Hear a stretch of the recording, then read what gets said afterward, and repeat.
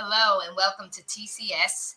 Take center stage and own it. This is a personal, professional, and business development platform. We're so excited to be here today. My name is Marisa Bludart, and I am your host. We're focused today on DEI, diversity, equity, and inclusion, and what matters most. Taking center stage and owning it with me is Dr. Madeline Lewis, our key topic speaker today, Jacqueline, Robert Gatewood, and Sabine, our international real estate broker. She is in the house. And we're going to tie this all together. So, Dr. Lewis, take us on in DEI. Okay. Good morning, everyone. And Marissa, thank you for opening up this platform for this topic. Really appreciate you. DEI, as we all know, has been a subject. And when I say DEI, I'm talking about diversity, equity, and inclusion, has been in the headlines for several months now, and it's just the topic is just getting hotter and hotter, and the concern around it is just overwhelming. People are really some are upset, some are confused. They don't know what to do. They don't know where to turn, trying to figure this thing out. So just want to talk a little bit about it today and kind of get everybody's input on in the direction that you all are going and what your thoughts are on it. But just to give a little bit about diversity, equity, and inclusion, as I said, it's a hot topic right now. And it's really one of those things that it's an initiative, and it's not just buzzwords, and that's why when I say people are concerned about it, they're confused about it, but it represents um, essential strategies that can create a fair workplace and improve overall business performance. And so you want to have an organization that looks like the people in the world. You don't want everybody to look the same. And you want to be yes, you want to have the premise is to have fair and equality, when you're hiring, the hiring practices and different things like that. And you want to embrace the uniqueness of every individual. So you want to make sure that there's equal opportunities for everybody, and you want to foster an inclusive environment. And that is what I think people are afraid that organizations will get away from, because now we're hearing about all these organizations that's pulling out of those initiatives. So just like I said, want to start the topic off and just talk about what it means to have DEI in your organizations, and why it matters. That's why I think we're kind of here today. If anybody want to jump in, Jacqueline, I could just see it all over your face. You're just bursting to tell us what your thoughts are. So jump right in and just tell me what your thoughts are on this, and how do you feel about it? Okay. Thank you so much. Appreciate being here. Thank you, Marisa, TCS Consulting. And thank you so much, Dr. Madeline, for even bringing this topic. So just to kind of give a little bit of where my mindset is coming from. After 40 plus years in global high tech and engineering at the C-suite level, now I empower, as retired from there in corporate, I empower C-suite women. And I do try to focus on global women in high-tech leadership to help to unlock their potential, harmonizing their innovation in the frameworks that they learn to use. So why does DEI really play into all of this? Well, one, it fosters creativity and innovation. For whatever reason, this is not just about a race or a gender. This is really about fostering innovation and creativity. And I took a little note, Dr. Madeline, when you said everyone's uniqueness. And so if we're going to tap into everyone's uniqueness, we have to have leaders at the C-suite that understand the whole picture of DEI. What's the impact? Well, the impact is that companies with diverse leadership are Mhm. more likely to create products and services and Yes. strategies that appeal to a broader customer base. This is Absolutely. about shareholder value. It's Mhm. not just about reaction and emotion and people saying, "Oh, we need to do away with that because it's unfair." But what we really do with a diverse workforce is we set the stage to increase a competitive advantage in the marketplace if we're really understanding the whole picture of DEI. And there's quite a few studies out there. Right now in 2025, there was a study by Corn Ferry, I believe, and I know the Global Black Forum did the same study, but they kind of came out with the same, I'm going to say, thoughts and results that they found that the companies that they looked at, those companies that actively engaged in DEI from a holistic perspective, they Right. had a greater innovation advantage and they had more successful execution of their ideas that went to market. Absolutely. So this really suggests that technology could be somewhat hampered if we are not going to look at the diversity. And I'm just talking about one sector of the business world, but it affects others areas as well. But of course, my background is technology, and I really see an impact, as do some of the other experts. That was actually published in Market Watch in January, I believe.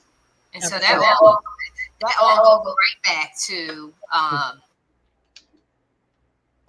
to POS and what I talked about backstage before we got here. And it's Yes. on every level. POS is every level. And ultimately, your shareholders, that's always overlooked, is your Mhm. work capital, your human capital, your people. They're shareholders too, because they're looking at the performance. They're looking at, when I go to work, do I have to worry about the company for me or is the company against me? And that's what DEI really dealt with. It gave people an unconscious sense of security.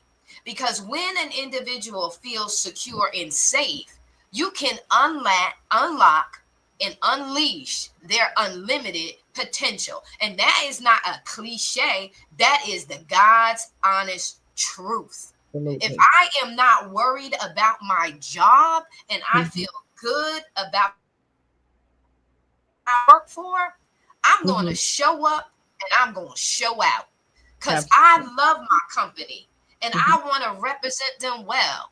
So I'm going to increase, not decrease, my performance. So Absolutely.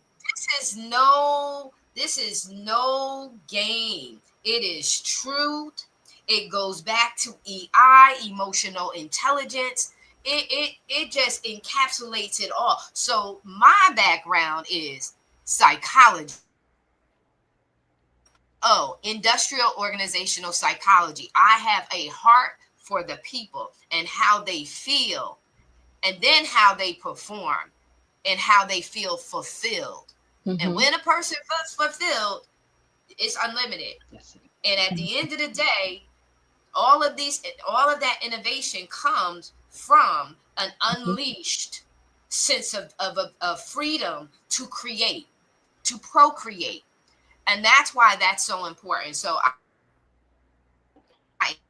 I'll digress, Dr. Lewis, because you in charge And here. and and and Right. and then I want Robert to tell us his thoughts too. But I just want to say also, based on what you were saying, and also you too, Jackie, it starts with leadership too in an organization. The leaders have to make sure, like you said, you don't want to feel unsafe or worry about your job, and it's the leaders of the organization's responsibility to make sure that they play a critical role in all of this. They set the tone for the inclusivity. I think I'm pronouncing Yeah, that right.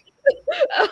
Because they're the ones that can drive the change of an organization. So if they don't, come on board with it, if they're not for it, then it's not going to happen. And as you pointed out, also, Jackie, they if the organizations, if they have this in place, then it's a formula for success for their organizations.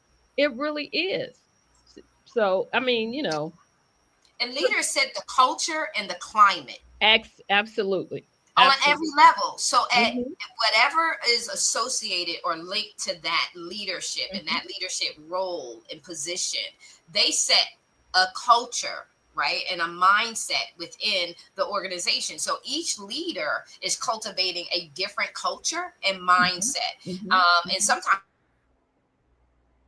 from top leadership all the way down. So that there's an importance of there being a consistency in understanding and interpreting the mission, the vision, the CSR, the corporate Hmm. social responsibility of the organization, all Yes. of that. But I'm going to be quiet because I was thinking the same thing. I know, Robert, I know we could go on and on about it, but I want to hear from Sabina, and I also want to hear from you, Robert. What do you all think about this? Tell us what your thoughts are on it. Can yeah, come off mute. Yeah, Shall I go first? Robert Sabina. is on mute. You got to come off mute, Robert. Yeah, you're on mute. What about now? There you go. All right. Well, thanks again, Dr. Madeline and Marissa and other panelists, Jackie and Sabine. I kind of approach this from my own background. I have a background in PR and a Mhm. background in political science, and so I look at this malignment of DEI. DEI. It has Mhm. been maligned to the point where it's actually a slur.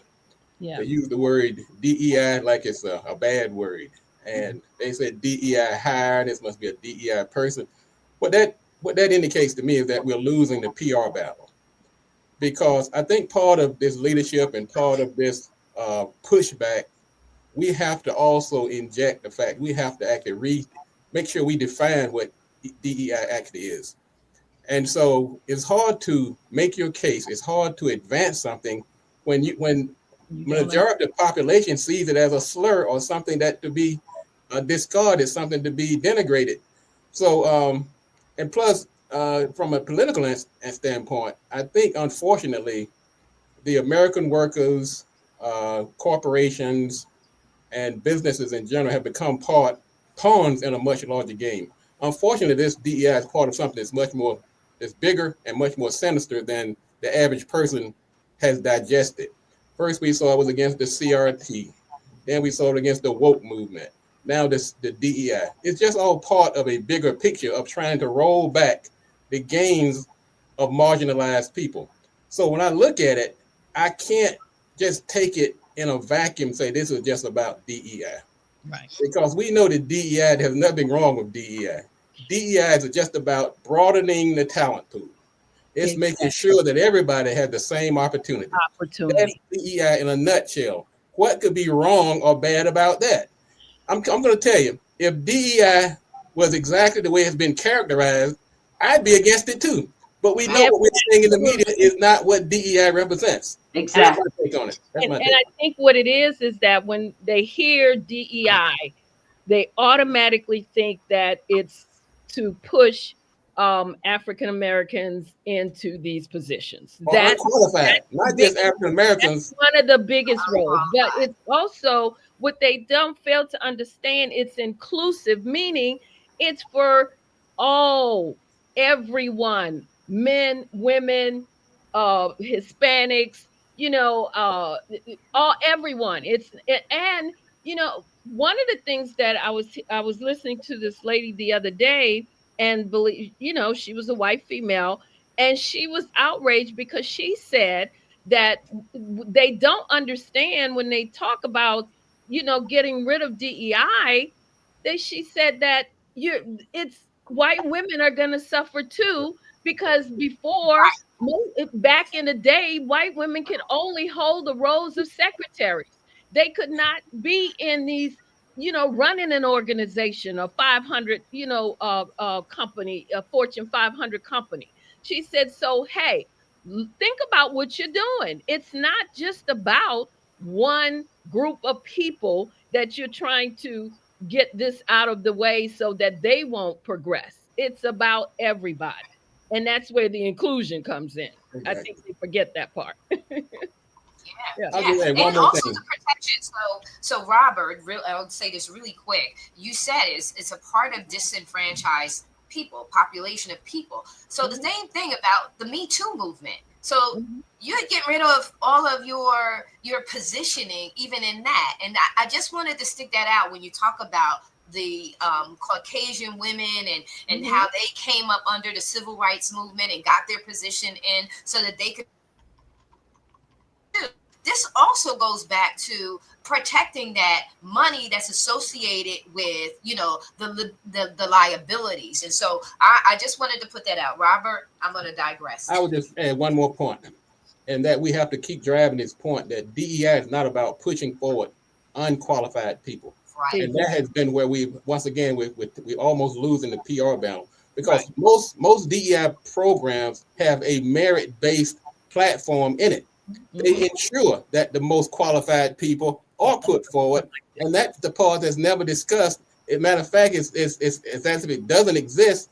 But that goes back to that this dumbing down of America, making sure you put out these talking points. Everything is politicized and polarized, and DEI is just the latest casualty in this particular effort. Absolutely. Sabina, what are your thoughts on it? Tell us how you feel Me, it about looks like she's taking a lot of notes. I am actually speechless.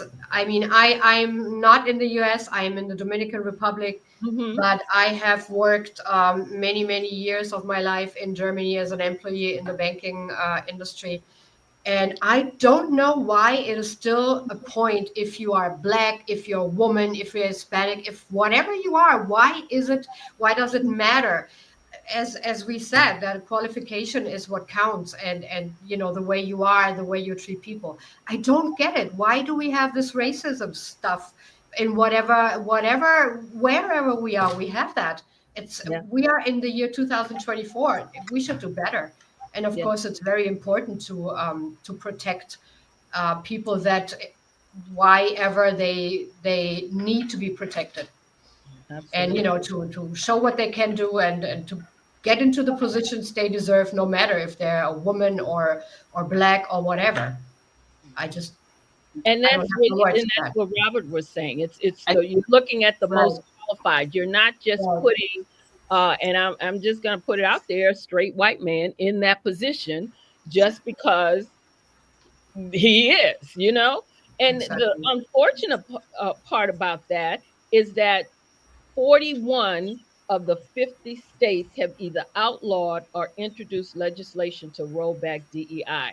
And I just want to point out that the District of Columbia and Maryland is not one of them, okay? All Just right. to let y'all know. Very good. Just if I can interject, I love what Robert said. There's such a misunderstanding and the level of, I'm going to say, the lack of knowledge Mhm. behind DEI and the benefits of it. So, real life story, I had some open positions and I never said a word to recruiting. I never told them we need this, we need that. That's their job. They're just supposed to filter resumes and get qualified people to me. And one of the HR individuals, and this may shock you, but she said, you're probably thinking why I don't have any minorities in there and very few females. I said, no, that didn't cross my mind. I need to get this role filled. She Mhm. said, well, the problem is that we can't find any qualified minorities for these jobs. And I asked her, where are you looking? Looking. She said, well, we're looking at MIT, we're looking at, and she cited some of the colleges that you're not going to find that level of diversity. And so I asked her, I said, well, did you think about Howard? They have an excellent Howard University. They have an excellent engineering. And you have companies such as Corning and Raytheon, and those companies literally will recruit from there. And so there's this closed mindedness that, oh, I'm going to tell you in the beginning, I can't go find those type of people. One, I didn't tell you to go find anyone other than a qualified individual. But the fact that you had a mindset like that, and you're not even looking, your recruiting isn't even diverse. You're complaining about something that you don't understand. Right. And then you're not even diverse in where you look to recruit from. So, Robert, to your point, I think education here is key. And to anyone that is not of the real understanding of what we're talking about here. Absolutely. Yeah. Absolutely. Yes, yeah. Another And thing is too is we're looking at the upcoming generation, and the disconnect is, and I was sharing this with Sabine offline. The disconnect is they haven't had the straight, direct experience of the racism, you know, and all that goes with that. They've not had that. And, they've and not in had. our society, even though racism still exists, it doesn't exist that like it did back in the day. Mhm. It's Absolutely. been such an extended period of time where we've not had that direct racial encounter, other than the violence between the whatever. We've not had that. And so there's a disconnect of why these programs and why these policies actually came into place. And talking about education, Robert and Lulu, it's all about the disconnect of that reality, that why did these things come. And another thing is with Robert, that this is not single-minded, but there is an agenda behind it. If you remove the past, then there Yeah. is no today present cause for need of it. But and that is with them taking out what happened in the 60s, in the early establishment of the country, removing that from our history and Right. removing that from daily conversation. That's why it's so important. What are you talking to your children about? Are you, when you're driving and you're going on trips, what is your real conversation? Are you teaching them about the history so that they Yeah. understand why the present is what it is and how we can move forward? I've always argued that, saying, hey, what is the conversation? Are you talking about designer clothing, designer cars? Are you talking about real life situations and how this thing can shift in a heartbeat is what we're seeing. And so that's why these conversations, and that's why, Dr. Lewis, when you said to me, Jess, I think it was that we could have this conversation, that we're having it today, because these are the conversations that we need to be having. This is what we Mhm. need to be making people aware of on Yeah. these kind of platforms. Mhm.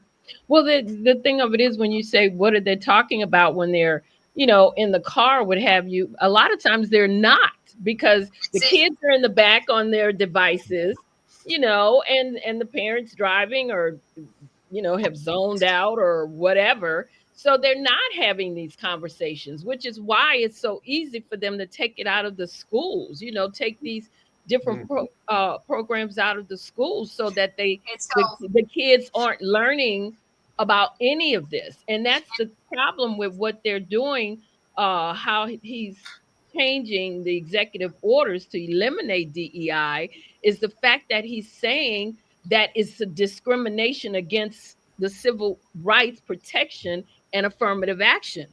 I mean, how do you get that? But if you rewrite it and you constantly tell people that don't really know or don't really discuss it, then guess what? They're going to believe that.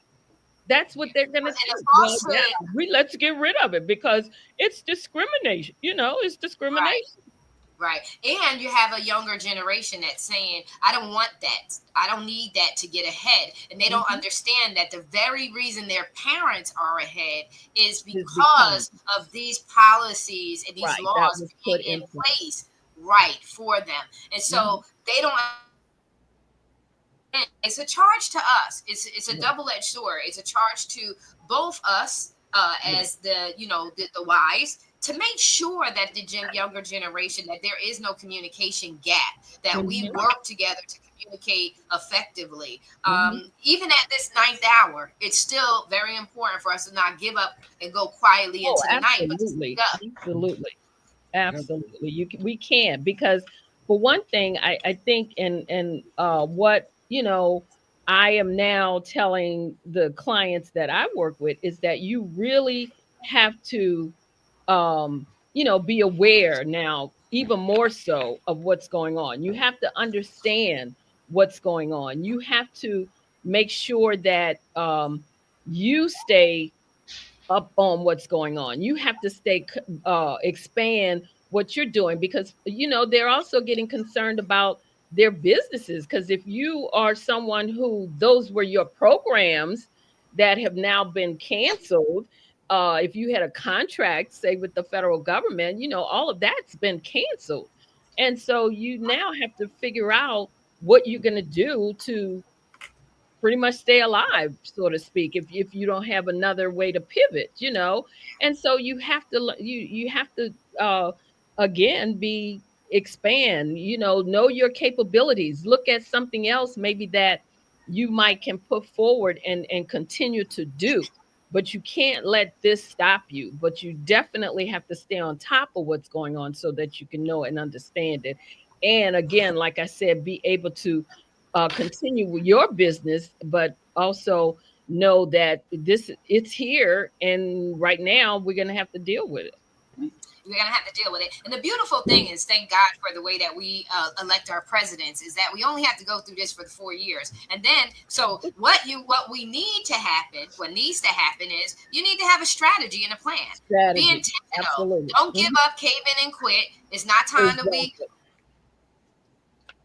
get down to the nitty gritty and say, how do I shift my program so that they're Yes. leadership development programs, Mhm, so that mhm. they're people development programs. So don't give up. Don't get all. You ain't got no time to be crying.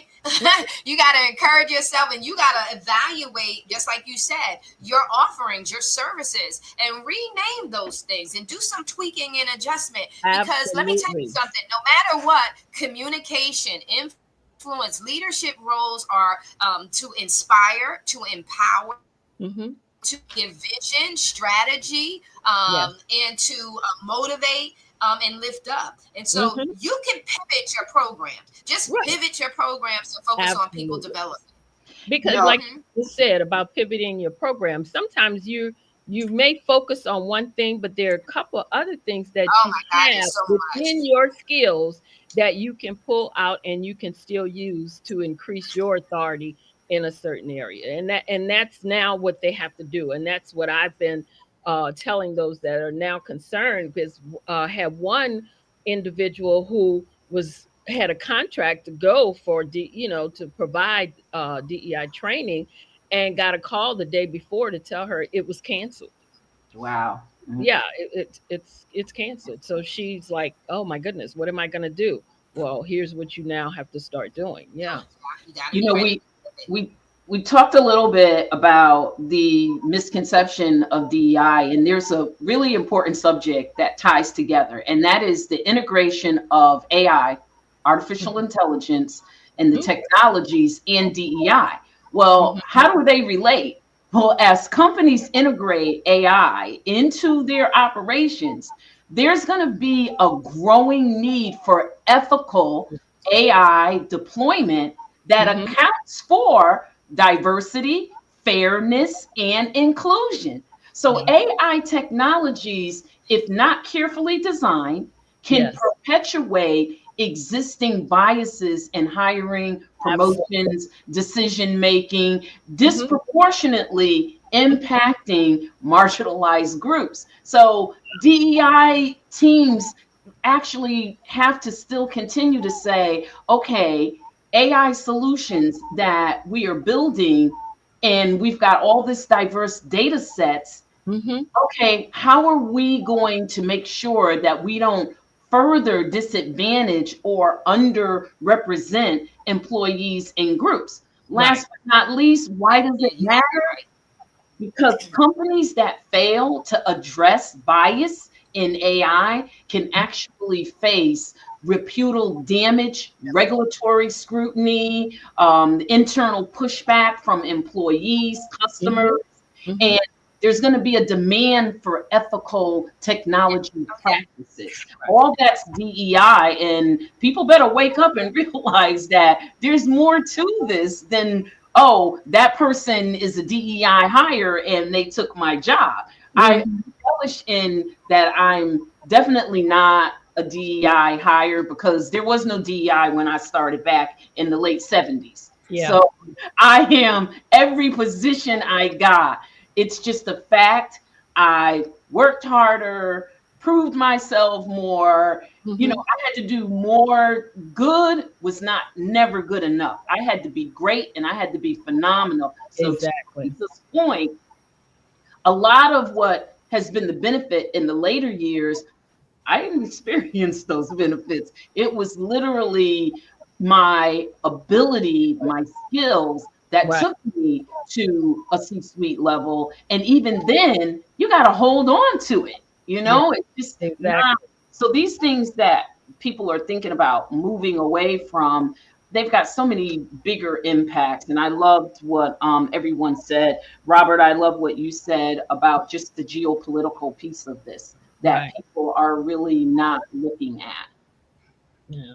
Yes. Well, I look at when you think about the why people are against DEI, you have to take a look at what DEI actually does. Hmm. And when it addresses things like implicit bias, things like correcting historical inequities, things that and there's research that has shown that the people who have been the benefactors of DEI perform on par with other people. There has been no less qualification. There's nothing to prove that people who have benefit from DEI are less qualified.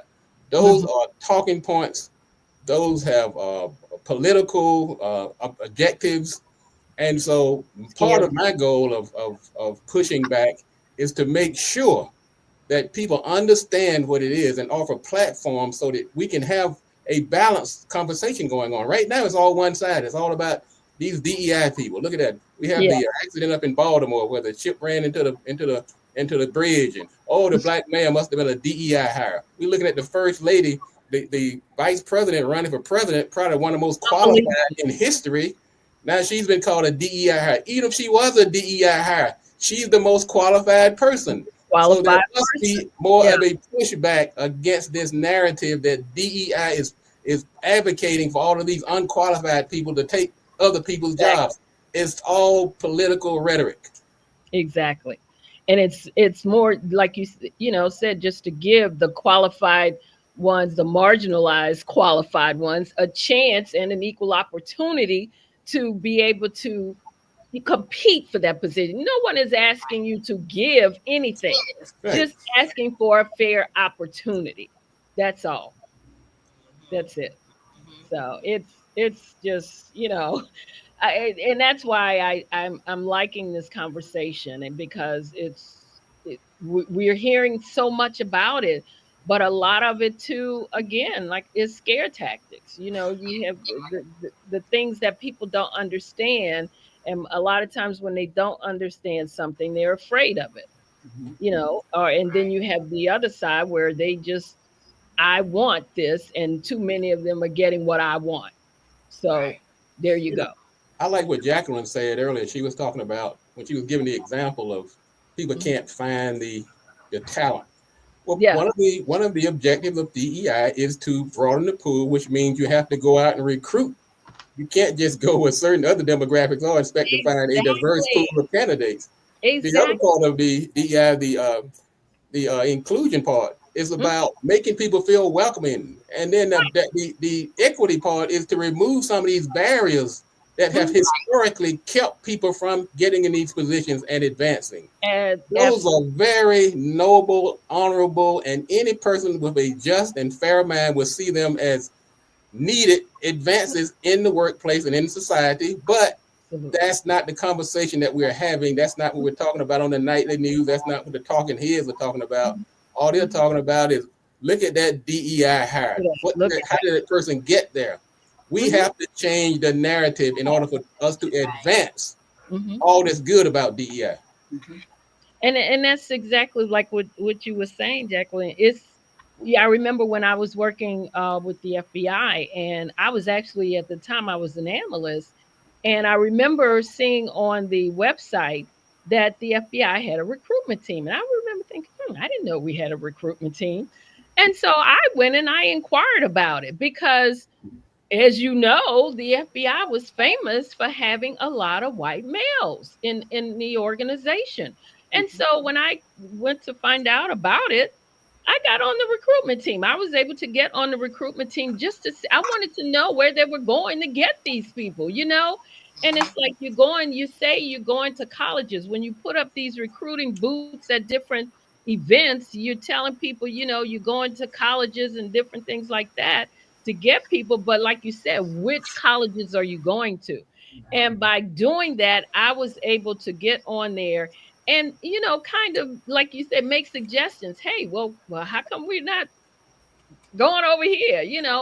But if you don't, again, too, you can't be afraid of what's going on. You have to jump in, you have to be aware, you have to do your research, and you have to include yourself in the conversation so that you can try and change the narrative.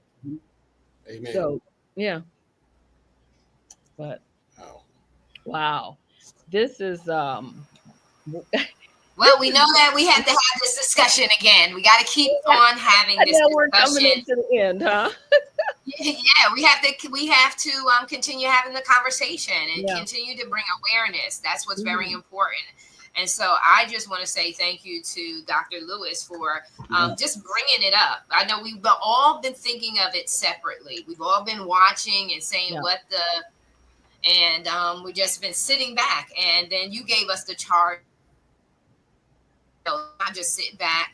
Let's really talk about this. And so we will continue this discussion because we want to encourage, not only do we want to encourage, but we also want to educate and equip individuals who are, especially those who do, like you said, they're the small business owners that their business was based on this, this experience and helping their clientele and bringing awareness and training and development and things like that.